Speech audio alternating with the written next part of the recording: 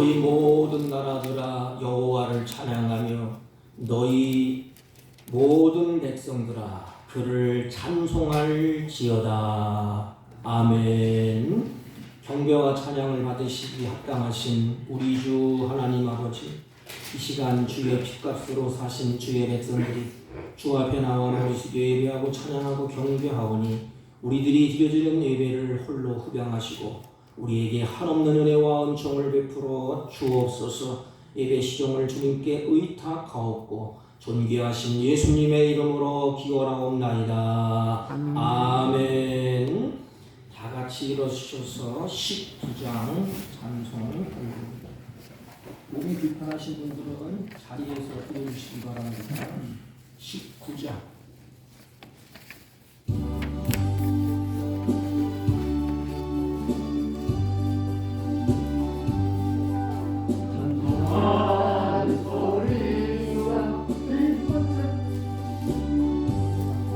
찬송하는 소리에서 사람 기뻐하도다. 하늘 아버지의 이름 거룩거룩하도다. 세상 사람 찬양하자. 거룩하신 하나님께 할렐루야 할렐루야 할렐루야 아멘. 하나님의 나라 권세 영원토록 있도다. 하나님의 영광 나라 거룩거룩하도다. 하늘 보좌 계신 주님 세상 주관하시도다. 할렐루야 할렐루야 할렐루야 아멘. 하나님의 크신 섭리 그 뜻대로 되도다. 우리 아버지의 뜻은 거룩거룩하도다. 주여 속히 임하셔서 기쁜 날을 주옵소서. 할렐루야 할렐루야 할렐루야 아멘. 아멘. 찬송가 맨 뒤에 교동문 44번 시편 100편. 찬송가 맨 뒤에 교동문 44번 시편 100편. 온 땅이여 여호와께 즐거운 찬송을 부를지어다. 기쁨으로 여호와를 섬기며 노래하면서 그의 앞에 나아갈지어다. 여호와가 우리 하나님이실 줄 너희는 알지어다. 그는 우리를 지으신 이요 우리는 그의 것이니 그의 백성이요 그의 기르시는 양이로다. 감사함으로 그의 문에 들어가며 찬송함으로 그의 궁정에 들어가서 그에게 감사하며 그의 이름을 송축할지어다. 여호와는 선하시니 그의 인자하심이 영원하고 그의 성실하심이 대대에 이르리로다. 아멘. 사도신경으로 신앙 고백드립니다.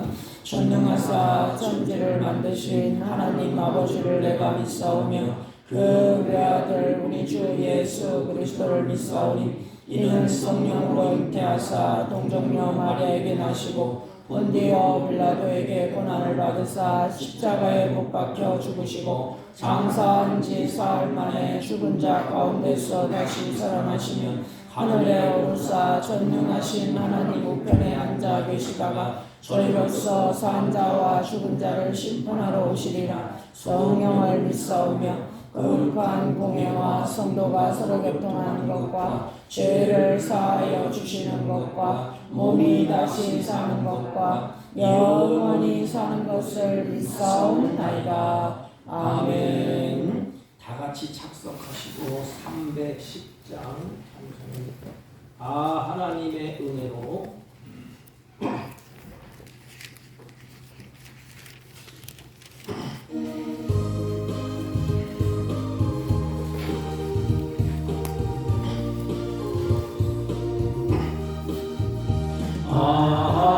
하나님의 은혜로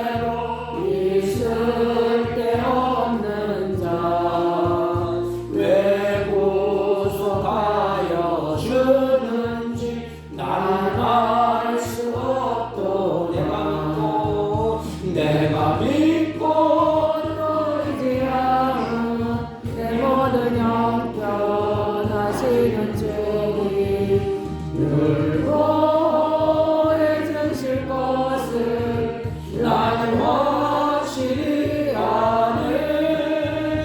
왜 내게 굳센 믿음과 또 복음 주셔서 내 마음이 항상 편한지 단 알 수 없도다.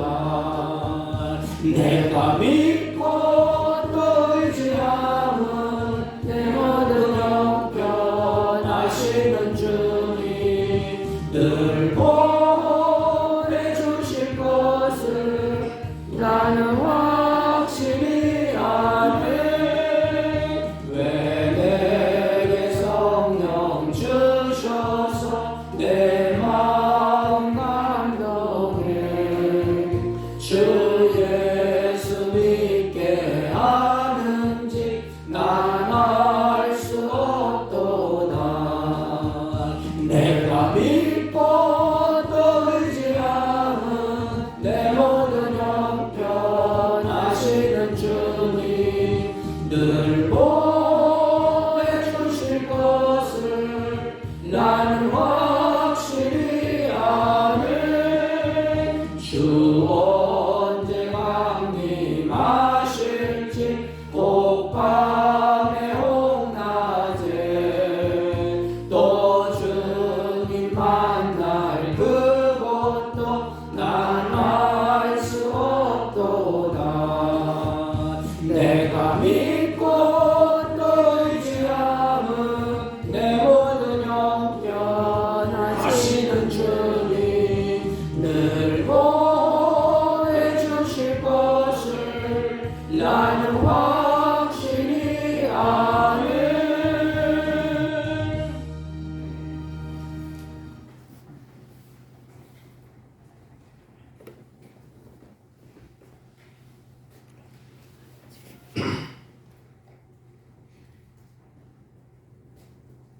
거룩하신 하나님, 은혜를 진실로 감사를 드립니다. 한 주간을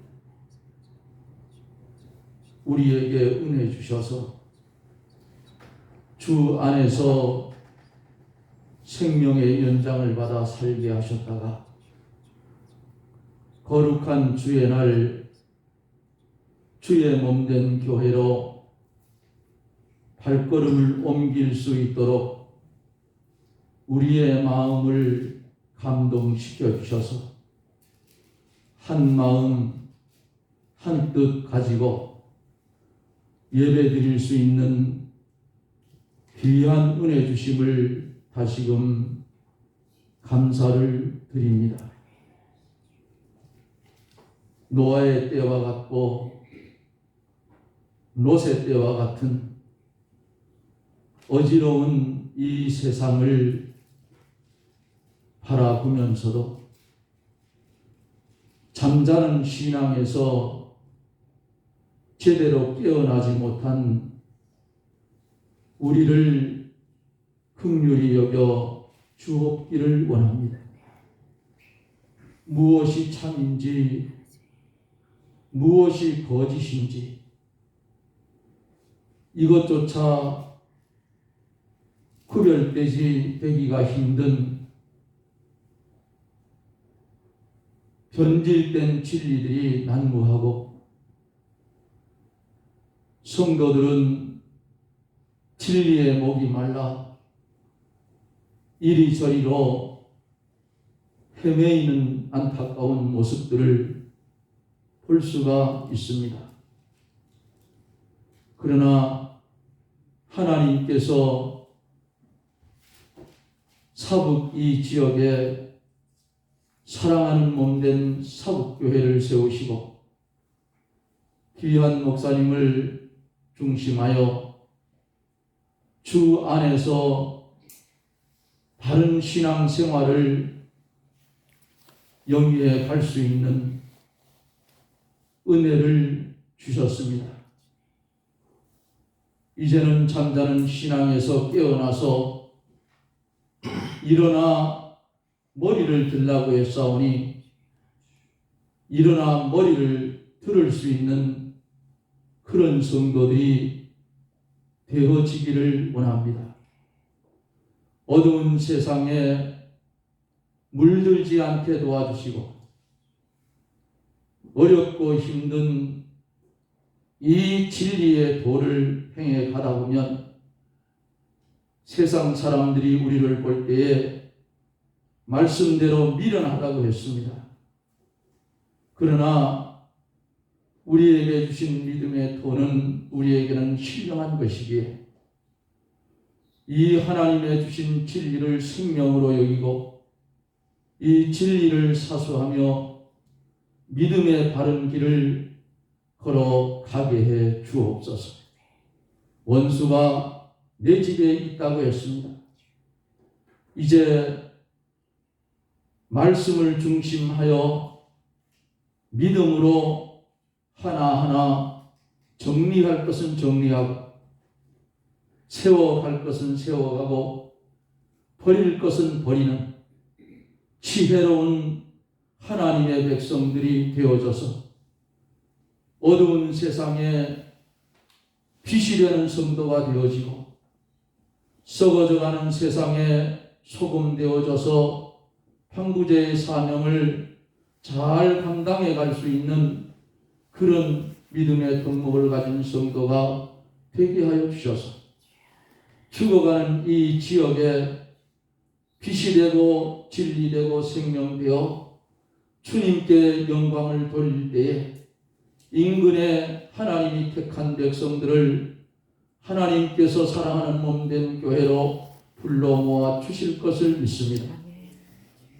사랑하시는 하나님, 이 시간에도 감사하옵기는 외부에서 이 지역에 왔다가 함께 예배에 참여한 사랑하는 성도들 외에도 하나님께서 하늘문을 여시고 신령한 은혜로 우리에게 임하여 주실 때에 함께 은혜를 받는 귀한 시간이 되게 해 주시옵소서. 구하라 했사오니 구할 수 있게 해 주옵소서. 범사에 감사하며 살으라 했사오니 감사하며 살 수 있는 우리들이 되게 해 주옵기를 원합니다. 또 기도하고 남는 것은 질병 가운데 고통을 당하는 이들을 하나님 장중에 붙드시고 성경 말씀 속에 병 고쳐 줄 때에 주님의 영광을 위해서 주님의 일을 위해서 고쳐주신 것을 말씀에서 보았습니다. 질병 가운데 고통당하는 이들을 고쳐주시되 주의 일을 위하여 고쳐 주옵기를 원합니다.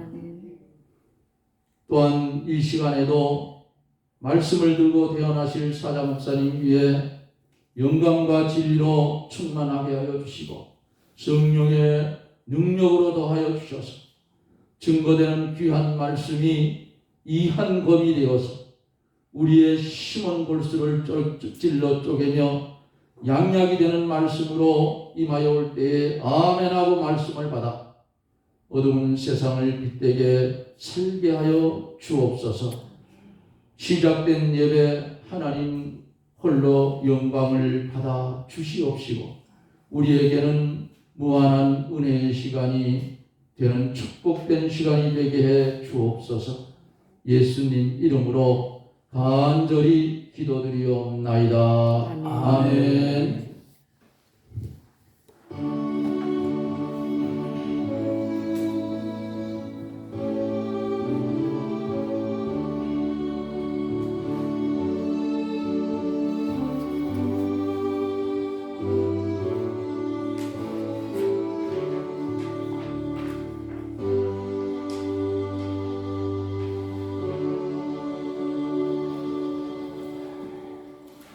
하나님의 말씀 시편 116편 1절에서 12절까지인데 9절까지만 보겠습니다. 하나님의 말씀의 권위를 높이기 위해서 우리 교회는 말씀 들을 때 일어서 듣습니다. 대독해 올립니다. 여호와께서 내 음성과 내 기도를 들으심으로 내가 그를 사랑하는도다. 그의 귀를 내게 기우셨으므로 내가 평생에 기도하리로다. 사망의 줄이 나를 두르고 스올의 고통이 내게 이르므로 내가 환난과 슬픔을 만날 때에 내가 여호와의 이름으로 기도하기를 여호와여 주께 구하오니 내 영혼을 건지소서 하였도다. 여호와는 은혜로우시며 의로우시며 우리 하나님은 긍휼이 많으시도다. 여호와께서는 순진한 자를 지키시나니 내가 어려울 때에 나를 구원하셨도다. 내 영혼아 내 평안함이 돌아갈지어다. 여호와께서 너를 후대하시니로다. 주께서 내 영혼을 사망에서 내 눈을 눈물에서 내 발을 넘어짐에서 건지셨나이다. 내가 생명이 있는 땅에서 여호와 앞에 행하리로다. 아멘. 자리에 앉아주시기 바랍니다. 우리 옆 사람과 한번 인사합니다. 사랑합니다. 우리 멀리서 예배에 참석해 주시고 같이 예배드리는 사랑하는 성도들을 축복하고 사랑합니다. 이 안타까운 소식을 뉴스를 통해서 우리가 들었잖아요. 저는 그것을 보면서 우리 기성세대의 무한한 책임을 특별히 우리 기독신자들은 하나님을 믿는 백성들은 더 무거운 책임을 느끼게 됩니다. 우리는 우리끼리 앉아서 할렐루야 찬송하고 경배하는 것도 중요하지만 우리가 하나님의 백성으로서 이 땅에 하나님의 사랑과 하나님의 공의가 흐르도록 해야 될 사명이 우리들에게 있습니다. 사람은 짐승과 달라서 언제 성숙하고 언제 많은 깊은 생각을 하느냐. 여러분들 잘 아시지 않습니까? 언제 깊은 생각을 하지요? 언제 우리가 성숙한 날도 가 있지요? 편안할 때, 잘 될 때, 그때는 몰라요. 그러다가 어려움을 겪게 되고 시련을 겪게 되고 환난을 겪게 되면서 그것을 이기려고 몸부림치고 하나님을 가까이 하다 보니까 어느 순간인가 우리가 믿음이 성장되어 있고 성숙한 자리로 서 있습니다. 하나님은 이것을 원하세요. 오늘 우리가 읽었던 시편 116편은 누가 기록되어 있는지 누가 썼는지는 정확히 알 수가 없어요. 단 한 가지 분명한 사실은 환난 중에 하나님께 기도하다가 은혜를 받고 하나님의 도우심을 입고 이제 성숙한 자리로 올라가서 감사하고 결심을 합니다. 아, 그렇구나. 내가 이제 새로이 하나님을 잘 섬기며 살겠다. 이런 결단의 자리에 이른 그 시가 오늘 116편이라요. 하나님의 은혜를 체험하고 하나님의 은혜를 입은 자가 자기 입으로 고백을 합니다. 내 인생 이렇게 살겠다. 얼마나 아름다워요. 하나님의 은혜를 경험하고 환난을 겪고 고난을 겪고 고단한 인생을 살다가 돌아보니까 다 하나님의 은혜였어. 그래서 고백합니다. 내가 이렇게 살아야 되겠구나. 내 인생 이렇게 살기로 마음의 결심을 하고 다짐을 합니다. 물론 그렇게 다짐한다고 되는 것은 아니지만 하나님이 보실 때 아름다운 결심을 보면서 하나님 힘을 주지 않겠습니까? 그래, 너 그렇게 살아. 그래, 너 하나님의 백성답게 살아봐. 용기를 주고 희망을 주고 꿈을 주지 않겠습니까? 이 결심, 이 시편 기자가 하나님의 큰 은혜를 받고 환난에서 건짐받고 이렇게 결심을 합니다. 이제부터는 하나님을 사랑하고 내 평생에 내가 기도하며 살겠다. 얼마나 아름다워요. 하나님 앞에 서서 자기 입을 열어서 마음속에 있는 것을 하나님 앞에 이야기하는 거 아닙니까? 이제부터 내가 하나님을 사랑하고 평생토록 기도하며 살겠다. 여러분, 이런 결심이 여러분들에게 있습니까? 여러분들이 은혜 받고 내 입으로 마음으로 어떤 고백을 하면서 하나님 앞에 서 계십니까? 오늘 성경을 보세요. 여호와께서 그랬습니다. 여호와께서 내 음성과 내 간구를 들으심으로 내가 저를 사랑하는도다. 여호와께서 내 음성과 내 간구를 들으심으로 내가 저를 사랑하는도다. 그 다음에 보면 그가 귀를 내게 기울이므로 내가 평생에 기도하리로다. 이게 하나님을 만나고 하나님을 체험하고 하나님의 은혜를 아는 자의 고백이 아니겠습니까? 여호와께서, 하나님은 살아계십니다. 여호와께서, 우리 약종은 뭐지요? 하나님은 살아계세요. 하나님의 말씀은 어제나 오늘나 동일하세요. 옛날에는 하나님이 능력을 행하시고 오늘날은 능력이 없나요? 옛날에 선조는 하나님의 말씀을 붙잡고 능력 있는 삶을 살고 오늘날 그 말씀에 능력이 없나요? 어제나 오늘날 말씀은 동일해요. 중요한 것은 내가 그 말씀을 믿지 못하는 거예요. 오늘 시편 기자의 그 아름다운 고백, 여호와께서 그랬습니다. 그래서 하나님의 약속을 확인하고 감격합니다. 하나님의 약속이 뭐예요? 시편 116편의 기자는 깊은 환난을 겪었습니다. 우리 칼뱅은 이렇게 고백했어요. 이 시는 다윗의 시가 아니겠는가? 이렇게 말했어요. 그렇다면 다윗이 환난을 만날 때에 어떻게 했을까요? 성경은 하나님이 말씀하셨어요.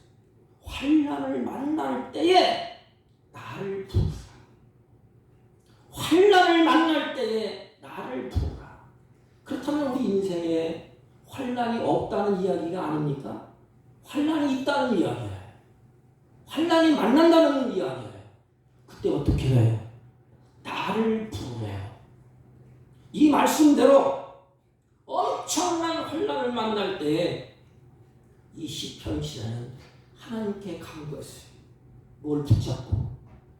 요 약속을 붙잡고. 그렇지.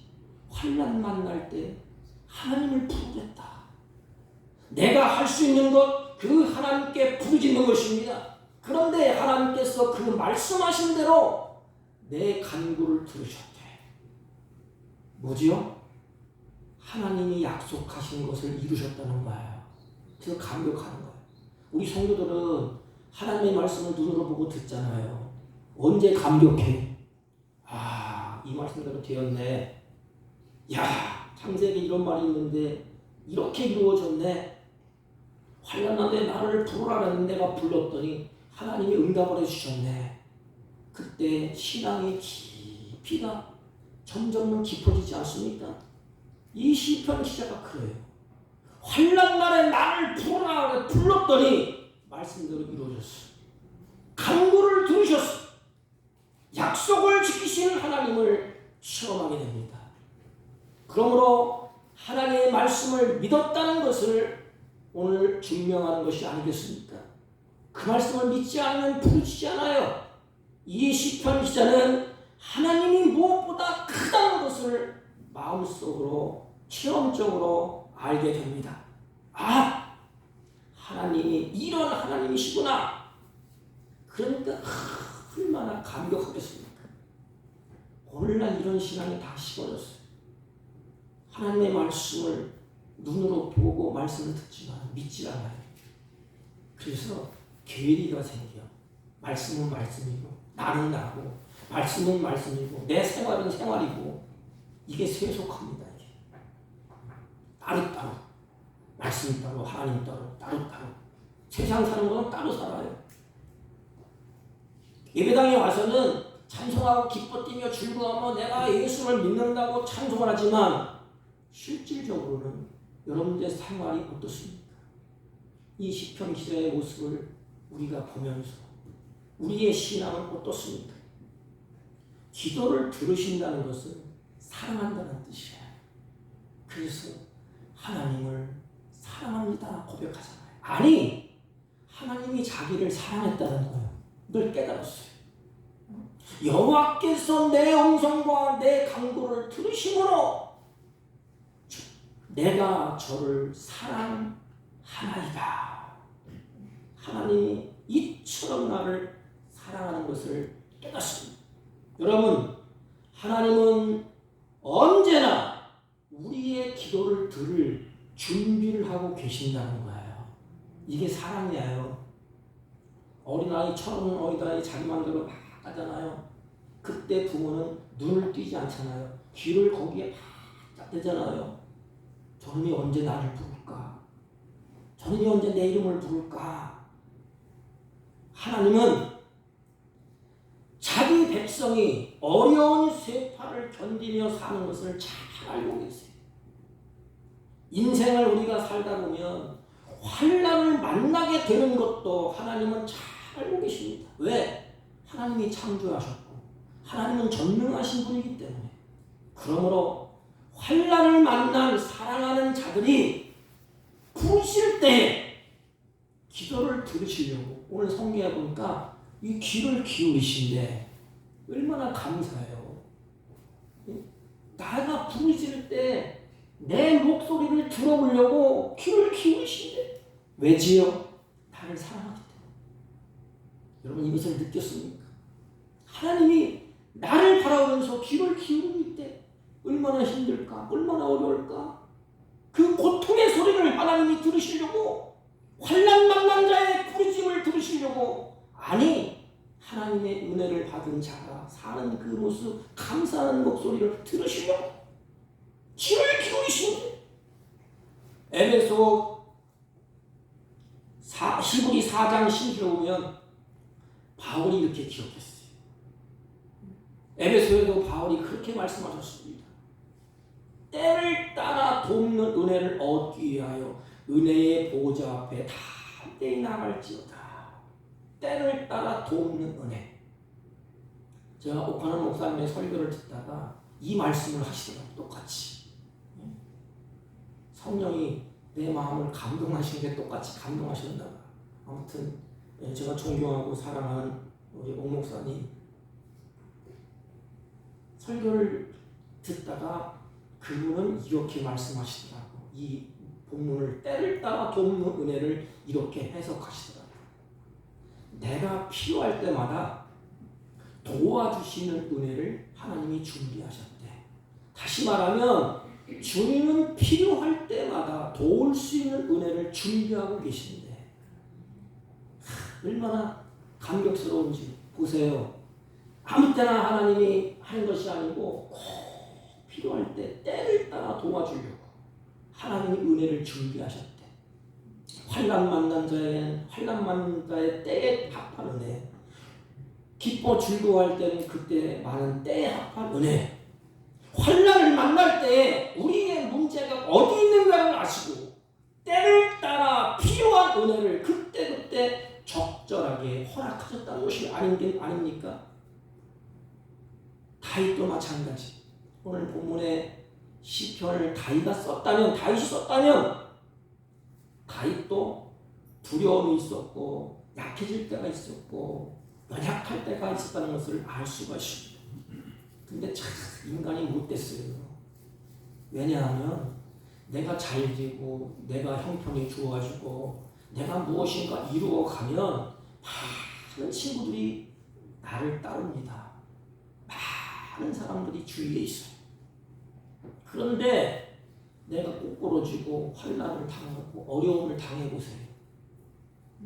친구들도 다 떠나가요. 그 많던 사람들도 다 떠나갑니다. 다윗이 그것을 경험했어요.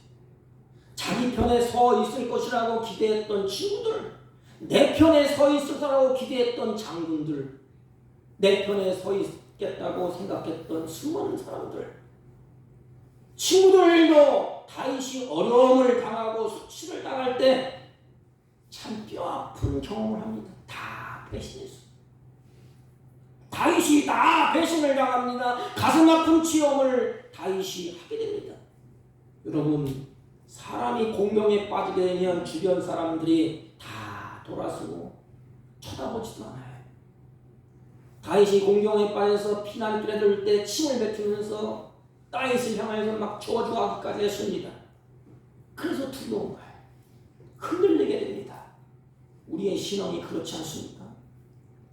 내가 잘되고 모든 형통할 때 많은 사람들이 내 앞에 있다가 무엇인가 다 해줄 것처럼 도와줄 것처럼 하다가 어려움을 겪고 환난을 만나니 다 떠나갑니다.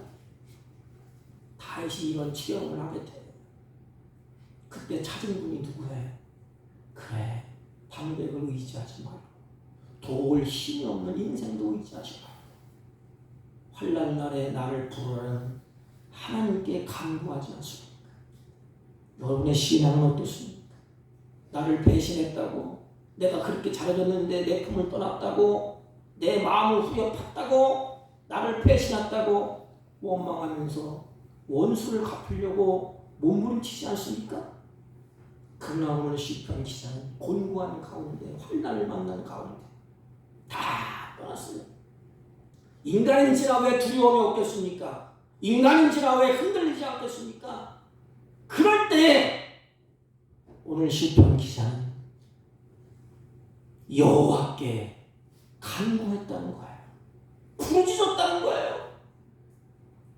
그때의 때를 따라 돕는 은혜가 이 기자에게, 시편 기자에게, 아니 다윗이라고 보면 다윗에게 임하였다는 것입니다. 사랑하는 성도 여러분, 이것이 우리를 사랑하는 하나님의 은혜예요. 우리가 어려움을 당하고 옆에서 우리 친구들도 떠나가고 환난 만날 때 비웃고 곤고한 고단한 인생을 살 동안에 많은 친구들이 떠나가잖아요. 잘되고 잘 살 때는 친구도 많아요. 어려워하며 환난이 공격, 내 곁에 아무도 없어요. 이게 오늘 시편 기자의 환난을 만난 자의 모습이에요. 그래서 두려운 거예요. 땅덩거리고 믿음이 있고 으쌰으쌰 하다가도 인간은 별 수 없어요. 환난을 만나면 다 약해지고 두려운 마음을 갖게 되어 있습니다. 그 대표적인 인물이 성경에 기록되지 않습니까? 엘리야가 아닙니까? 하나님의 성령을 힘입어서 이 바알 선지자 몇 명이야? 450명과 대결해서 싹 물리치고 하나님은 참신이다. 하나님만이, 여호와만이 유일하신 하나님이시다. 막 선포했습니다. 바알 선지자 450명을 막 죽여버렸어요. 그렇게 당당했던 엘리야가 어떻게 됐어요? 이세벨이 너 두고 보자. 우리 선지자 450명을 죽였지. 너 내일 아침에 내가 내 목을 치리라. 그때의 엘리야가 그 연약한 엘리야의 모습, 당당했던 모습과 확 거꾸로지지 않습니까? 믿음의 사람이라고 자부했던 엘리야도 겁을 먹고 그 소리에 두려움을 느끼고 도망가지 않습니까? 참 성경은 참 재밌어요. 그때 엘리야의 고백이 뭐예요? 내가 하나님 앞에 이렇게 득세했고 내가 이렇게 했지만 하나님 내가 별 수 없네요. 별 수 없지 인간이 뭐. 그런데 이렇게 얘기합니다. 이제 내가 이세벨에게 죽는 것보다 하나님께 죽는 것이 낫습니다. 나는 이제 살 만큼 살았는데 이제는 내 생명을 거두어 가세요. 막대를 쓰지 않습니까? 하나님의 이 모습을 들을 때 얼마나 안타까울까. 그렇게 강했던 사람이 약해졌어요. 이것이 우리의 인간의 현실이 아닙니까? 어려움을 당하면 흔들리기 쉽고 약해지기 쉬워요. 여러분의 목사도 마찬가지. 뭐 믿음이 있다고 고개 들고 믿음이 있다고 깡깡거리다가도 어려움을 크게 만나면 우리는 극복할 힘이 없어요. 극복할 힘을 주시는 분은 때를 따라 돕는 하나님이십니다. 사랑하는 성도 여러분, 그래서 주께서 그랬어요. 얼마나 큰 어려움을 당했는지 오늘 성경에 환난 만난 성도를 그 성도가 기록을 했잖아요. 그리고 하나님이 어떻게 도와줬는지를 상세하게 기록하고 있어요. 8절 말씀 보세요. 주께서 또 그랬어요. 앞에서는 여호와께서, 오늘은 주께서 그랬어요. 세 가지를 말하잖아요. 내 영혼이 사망해서, 내 눈을 눈물에서, 내 발을 넘어짐에서 건지셨나이다. 중간을 다 빼고 주께서 건지셨나이다. 중간에 여러분의 환난을 넣으세요. 주께서 건지셨나이다. 지금 누구를 의지해요? 누가 건져줬어요? 주께서. 전능하신 하나님, 살아계신 하나님, 이런 하나님이 우리의 하나님이세요. 주께서 건지셨나이다. 여러분 기도할 때 중간에 넣으세요. 장목사가 이런 일이 있을 때 하나님이 건져주셨다, 주께서 건져주셨다, 이 고백. 우리가 살아있는 것 그 자체가 생각해보면 하나님의 은혜가 아닙니까? 주께서 그랬어요. 내 영혼을 사망에서 건지셨도다 그랬어요. 그런데 보세요. 예수님 앞에서 우리가 어떻게 생활하지요? 가만히 보면 자기 원대로 가. 자기 중심대로 우리가 살지 않습니까? 여기는 목사도 그래요. 말씀 묵상하고 막 기뻤고 하나님 말씀으로 살겠다. 현장에 딱 들었으니까 내 판단이 우선이에요. 그리고 자기 중심으로 살아요. 이게 어리석은 인생이 아닙니까? 그 어리석은 인생을 회복하기 위해서 그 무서운 사망의 잔을 주님이 마시셨어요. 그래서 주께서 그 잔을, 내가 마셔야 될 잔을 주님이 다 마셨어요. 그리고 예수님은 겟세마네 동산에서 심한 통곡과 눈물과 간구로 소원을 올렸어요. 왜요? 우리의 어리석음을 다시 회복하기 위해서. 둘째 아담으로 오시어서 내 영혼을 사망에서 건져 주셨습니다. 우리가 죽음의 문턱에 이르렀을 때에도 하나님이 우리를 인도해 주셔서 다시 살게 되었습니다.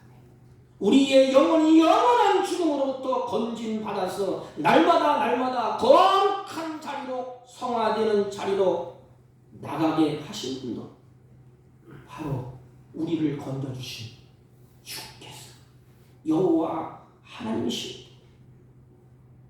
그리고 한 단계 더 나가서 또 주께서 눈물 가운데 건져주셨대. 우리의 영혼을 하나님이 건져주셔서 사망에서 영원한 생명으로 하나님이 그렇게 해주셨어요. 여러분 그냥 읽지 말고 눈을 부릅 뜨고 보세요. 여호와께서, 주께서 내 영혼을 사망에서, 그건 뭐예요? 죽을 자리에서 건져주셨다 이 말 아닙니까? 제가 오늘 유튜브에 보니까 진짜인지 가짜인지 모르겠지만은 이태원 참사를 당해서 죽을 꼽에서 살아났다고 해. 자기는 죽어야 되는데 어떻게 하다 보니까 떠밀려서 살았대요. 그때 기쁨이 어떨까? 어휴, 살았네. 주께서 내 영혼을 죽은 자리, 사망에서 거기서 건져내셨대. 근데 그 친구의 감정을 보면 넓어져서 모르겠대. 그런데 어느 분이 와서 이게 뭐야 이거? 이게 눈을 심판에서 깨놨대. 이 거짓말이 그것은 내가 확인 안 해서 모르지만 그렇게 이야기를 하더라고. 그때 감격. 우리가 사망에서 생명으로 하나님이 옮겨주셨어. 그리고 영원한 생명을 주시고 어떻게 했지요? 주께서 눈물 가운데 건져주셨다. 말할 수 없는 슬픔 가운데 그를 건져주셨습니다.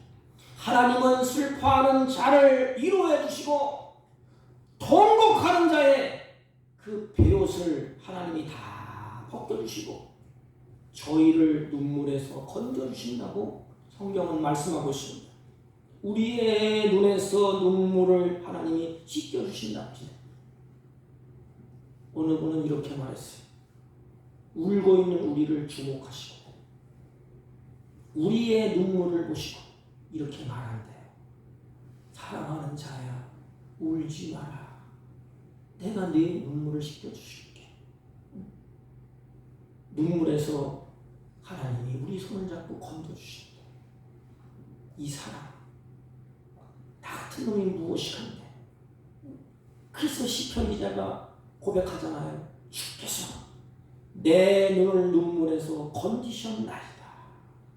이 고백.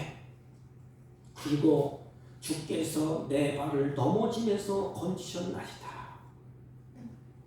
이 세 가지 단어를 잘 보세요.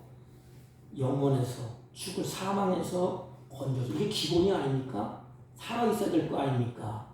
근데 사느라고 영생을 얻어서 살려고 살다 보니까 눈물이 나요. 울 때가 있어요. 저도 그런 경험을 했어요. 교회를 짓다가 교회 어려움이 오고 환난을 만날 때 혼자 우는 거예요. 아무도 돌아볼 수 없고 다 예면하고 떠날 때 하나님 앞에 눈물을 쭉 흘리면서 하나님 감당할 길이 없습니다.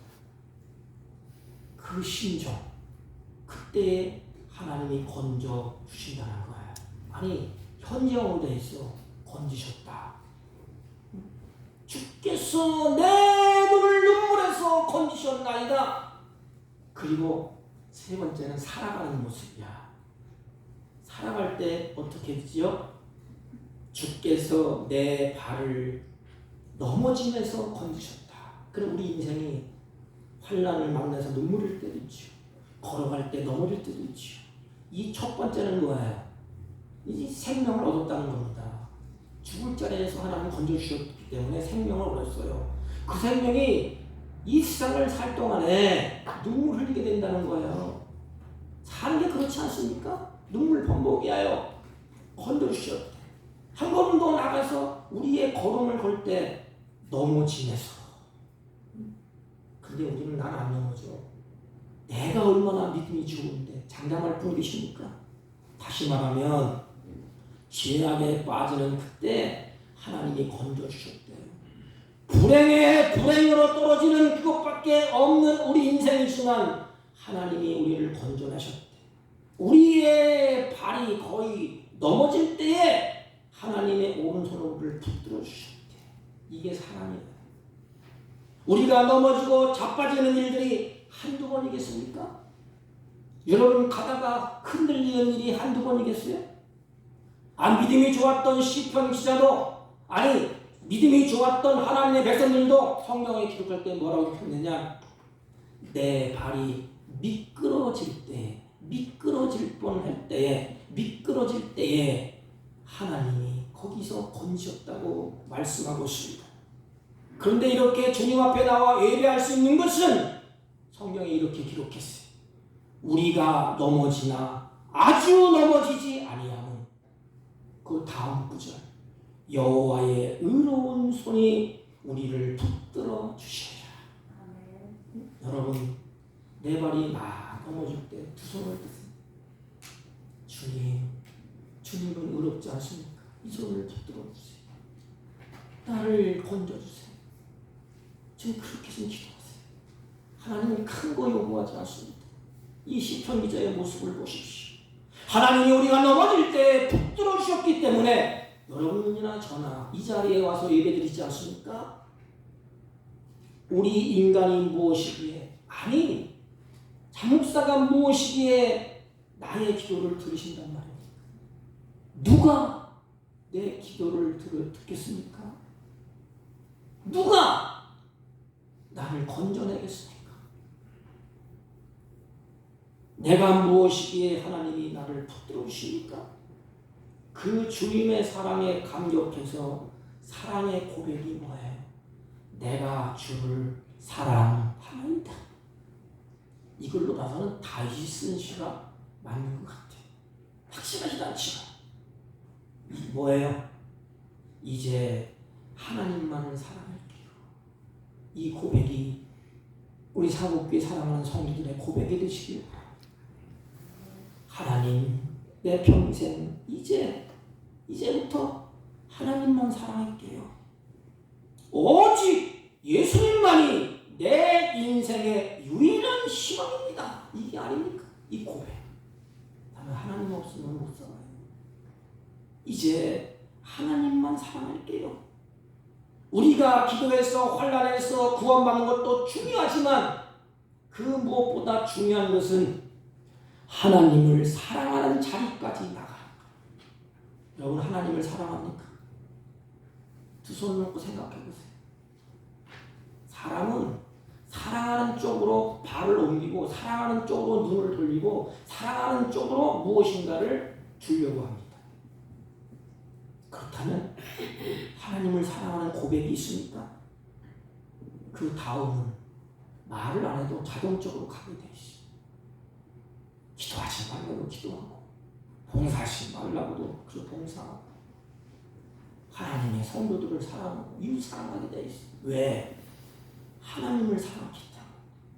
마음과 뜻과 힘과 정성을 다해서 하나님을 사랑하는 자리에까지 하나님은 서 있기를 원하십니다. 가령 자녀는 누구의 사랑을 받고 자라지요? 자녀는 부모의 사랑을 받지 않습니까? 그래서 사랑을 받지 못하는 자녀들은 탈선하기가 쉽대요. 심리학자들의 책을 보면.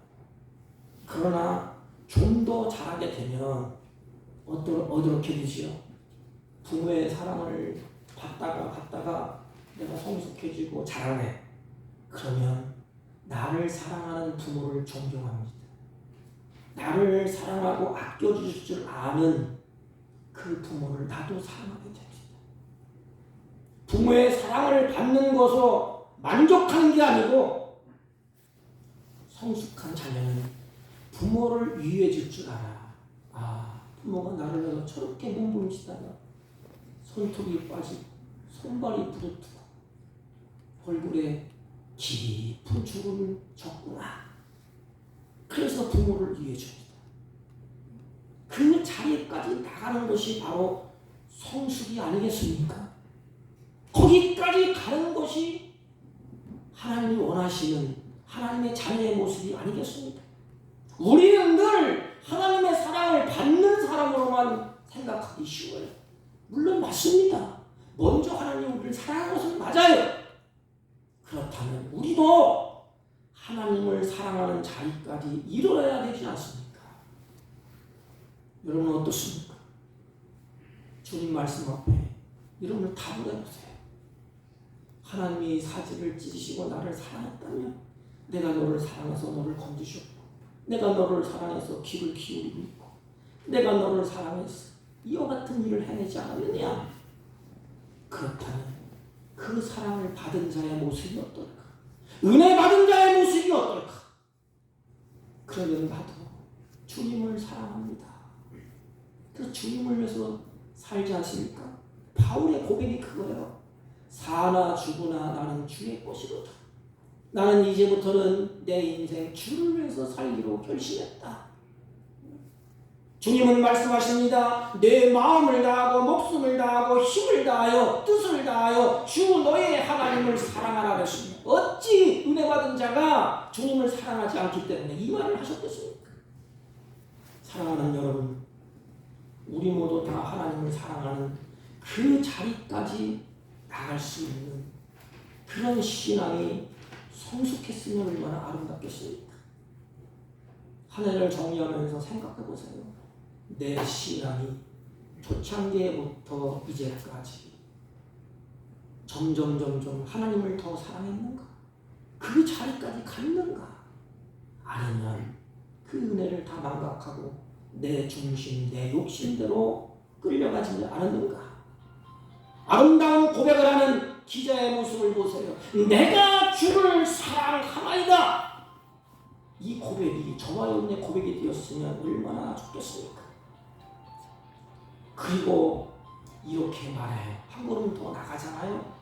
이제부터 내가 살아있는 동안에, 이 세상에 살아있는 동안에 언제나 하나님 앞에서 살겠습니다.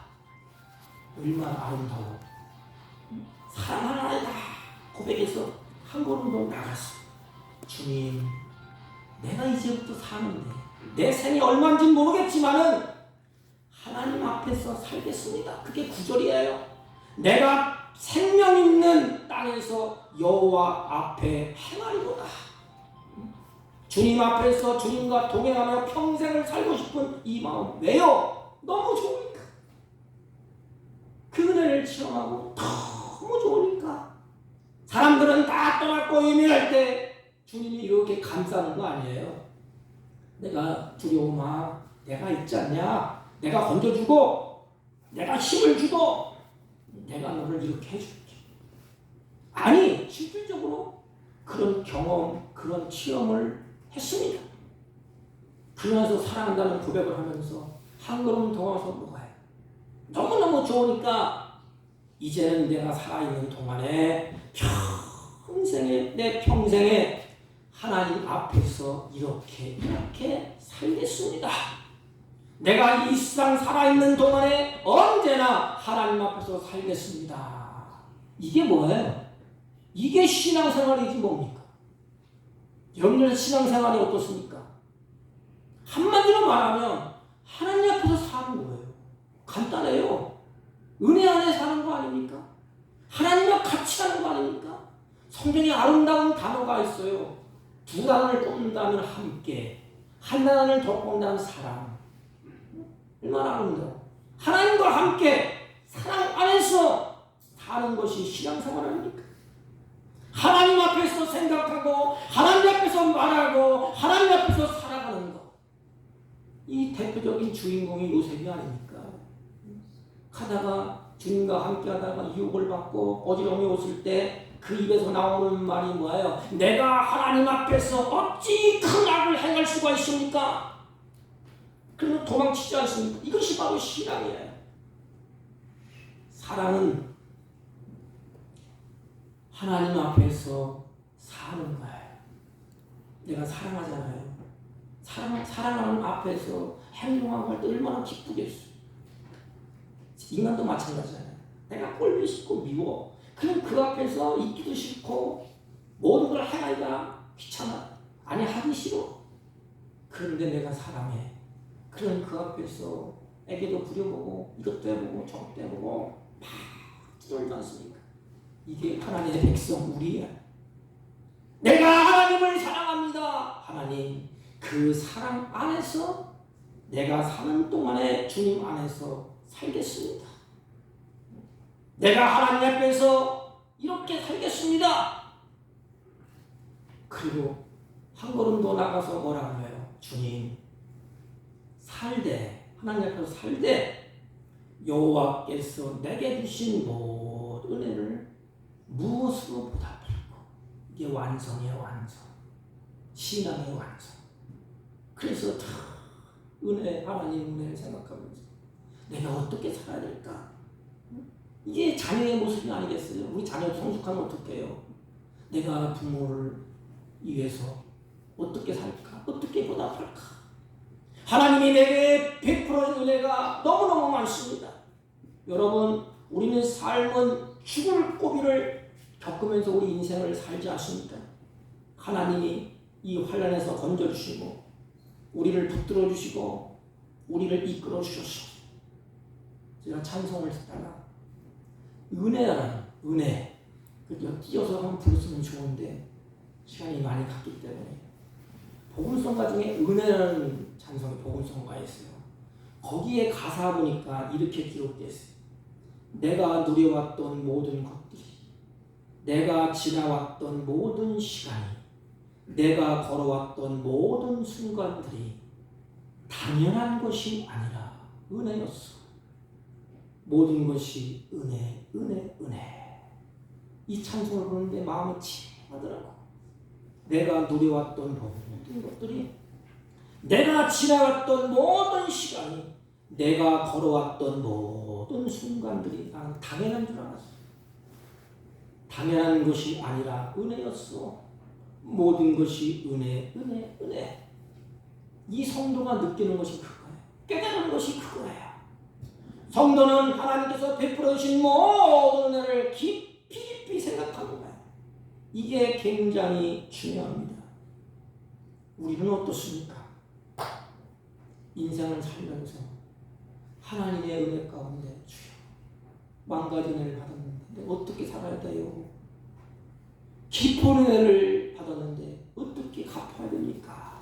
이런 마음이라도 좀 있습니까? 하나님은 우리의 마음을 보신다 그랬잖아요. 그 하나님이 그 마음을 보고 얼마나 기뻐하겠습니까?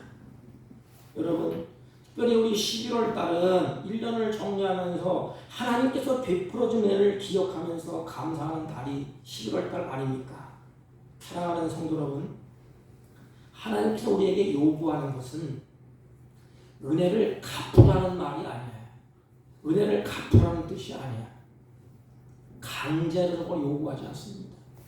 예를 들어서 부모가 자식에게 그럴 수가 있겠죠. 너 이놈아 한 달에 얼마씩 내고 내가 이렇게 키웠으니까 너도 이자 못해서 이렇게 갚아. 부모가 그것을 원하겠습니까? 물론 그런 부모도 인간에 있겠죠. 근데 대개의 부모는 그렇지 않아요. 뭐지요? 베풀어진 은혜에 얼마나 감사하느냐. 자식이 부모한테 와서 그 손을 붙잡고 엄마, 아빠 감사해. 다 녹아요. 부모의 마음이 힘들고 어렵게 고생했던 그것이 다 녹습니다. 자녀의 그 한마디 알고 있는 것 그거 주님이 그렇다는 거예요. 주님이 베풀어주신 은혜가 얼마나 감사하느냐? 내가 너를 얼마나 사랑하는지를 아느냐 하는 거예요. 이것을 깨닫고 아는 사람의 고백이 뭐요? 내가 하나님을 사랑하고 내 평생에 기도하리라. 그게 뭐예요? 가까이 하겠다는 거 아닙니까? 우리 식으로 말하면 부모를 가까이서 모시겠다는 거 아닙니까? 이게 가까이서 말을 하고 싶어, 가까이서 대화를 나누고 싶어. 이게 기도가 아닙니까? 사랑하기 때문에. 내가 하나님을 사랑하고 내 평생에 기도하리라. 내게 주신 모든 은혜를 내가 평생에 기억하고 살겠습니다. 이 마음, 우리는 갚을 길이 없어요. 뭘 내가 뭐 갚겠습니까? 전능하신 하나님, 다 하나님 건데 뭘 갚겠어요? 갚아야 또 얼마나 갚겠어요? 그런데 주님이 우리의 마음, 하나님이 주신 은혜를 잊지 않겠습니다. 그런 생활이 어떨까요? 그리고 내가 이제부터는 한눈 팔지 않고 하나님 앞에서 살겠습니다. 이 고백, 이런 결심, 여러분은 어떤 태도를 하나님 앞에 보이십니까? 하나님은 이런 마음을 하나님이 기뻐하시네. 이런 결심과 함께 하나님의 은혜에 붙들려서 살고 싶지 않습니까? 존귀하신 여러분, 이제 하나님의 은혜에 붙들려서 새로운 삶을 살기로 결심해 보십시오. 오늘 시편 기자가 말한 것처럼 이제부터 나도 하나님을 사랑하고 내 평생에 기도하고 싶다. 내게 모든 은혜를 잊지 않고 간직하는 마음, 그리고 하나님 앞에서 살겠노라. 이런 은혜 받은 자의 결심이 저와 여러분의 결심이 되시기를 주님의 이름으로 부탁을 드립니다. 하나님 아버지, 주께서 베풀어 주신 은혜에 감사하며 하나님의 사랑을 깨닫고 은혜를 깨닫고 하나님의 사랑 안에 살게 하여 주옵소서. 예수님의 이름으로 기도하옵나이다. 아멘. 찬송가 453장 찬송가.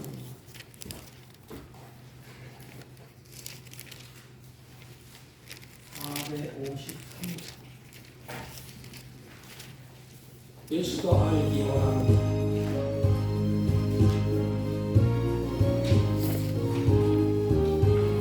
예수가 알기 원하네. 그보다 넓은 은혜와 대속해 주신 사랑을 간절히 알기 원하네. 내 평생의 소원, 내 평생의 소원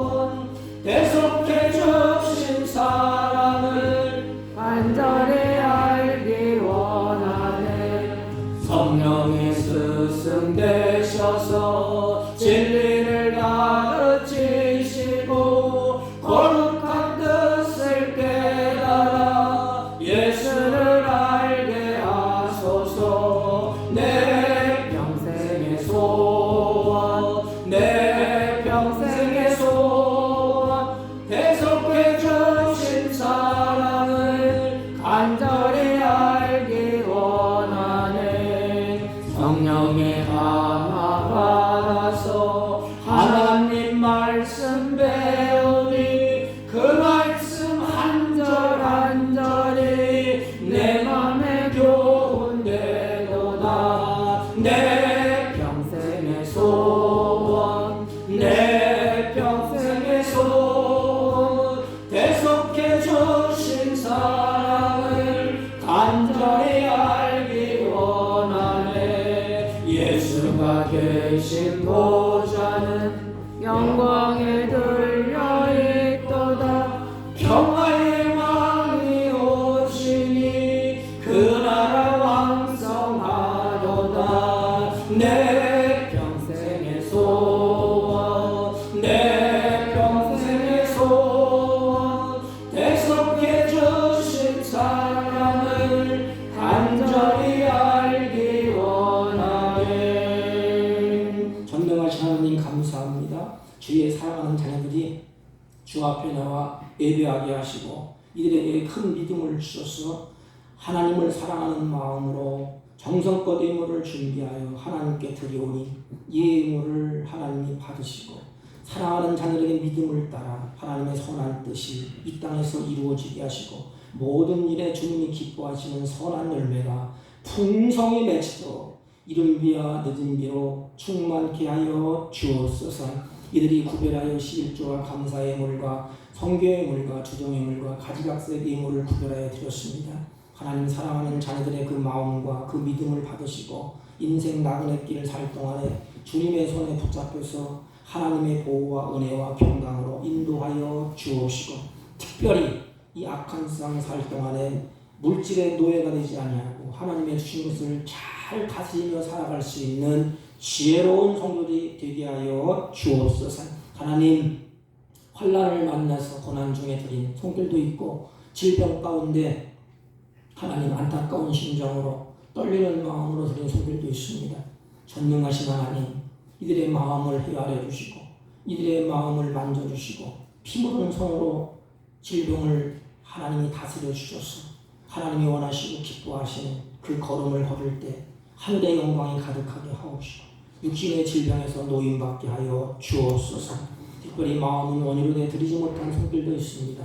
각 자녀로 복되게 하시고 또 코로나 사건을 통하여서 두려운 마음으로 예배에 참석하지 못한 주의 종들이 있사오니 하나님의 은혜와 사랑에 붙들려서 한 마음으로 한 뜻으로 예배할 수 있도록 은혜를 베풀어 주옵소서. 예수님의 이름으로 기도하옵나이다. 아멘. 네, 광고는 오늘 저희에게 방문해 주시고 같이 예배드린 사랑하는 성도들을 진심으로 축복하고 진심으로 환영합니다. 11월 달에 헌금위원은 우리 김성자 권사님, 전숙자 집사님이 수고를 하시겠습니다. 우리 교회 일꾼을 선출하는 공동회를 다음 주에 하겠습니다. 12시 안에 모든 것을 다 끝날 테니까 염려하지 마시고 이렇게 오시기 바랍니다. 2023년 달력이 나왔으니까 넉넉하니까 가져가지 못한 분들은 밑에 비치되어 있습니다. 가져가시기 바랍니다. 추수감사 주일은 셋째 주일 달력에 나와 있는 정해진 셋째 주일날 지키고 있습니다. 내일 테레시찰 교육자의 모임이 에덴교회에서 11시에 있습니다. 우리 예배 후에 안수집사님들은 잠깐 모여주시면 감사하겠습니다. 다른 광고 말씀 없으시면 우리 5장을 펴시고 다 같이 읽어주셔서 옆사람과 앞사람과 인사합니다. 하나님을 기쁘시게 합시다. 하나님을 기쁘시게 합시다. 한 가지 더 합시다. 하나님을 사랑합시다. 사랑합시다. 이웃을 사랑합시다. 이웃을 사랑합시다. 아멘. 5장 올리고 축도합니다.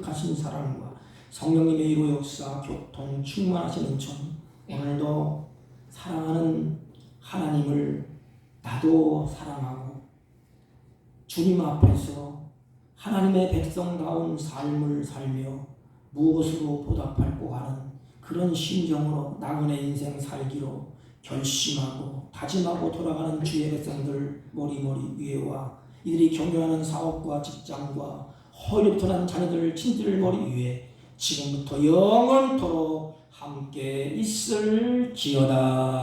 아멘.